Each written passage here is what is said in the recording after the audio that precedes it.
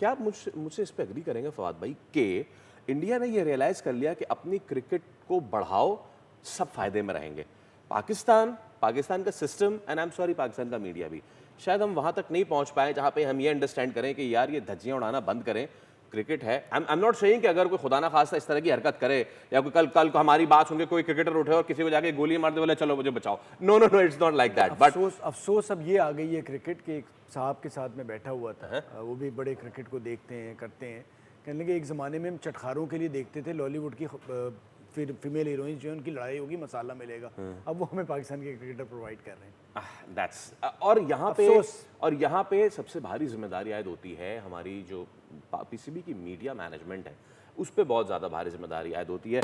Well just one last thing Fawad भाई, and that is कि एक बार फिर ज़रा वर्ल्ड कप पे आ जाते हैं, इंडिया वर्सेस न्यूजीलैंड, यो बेट। देखिए मैं वही बात करूंगा जो मैंने इंग्लैंड के उस पर की थी। England as a team perform कर रहा था ना, New Zealand as a team perform कर रहा है। आज भी देख लें इंडिया क्या था, संजू पे खड़े रहे, आप हटा दें उसके first half Sanju, second half Bumrah. नहीं बट देखिए बुमराह था, लेकिन जब 250 थे तो बुमराह था ना। ये 250 होते, अगर सिर्फ 200 होते तो क्या होता।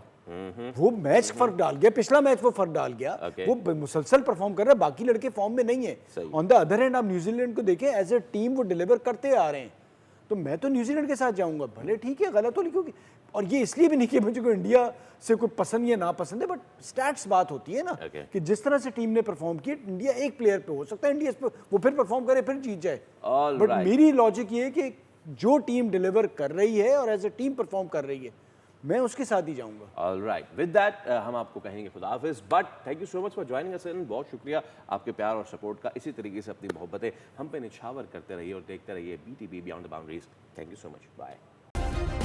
सब्सक्राइब करें और बेल दबाएं ताकि कोई खबर रह न जाए।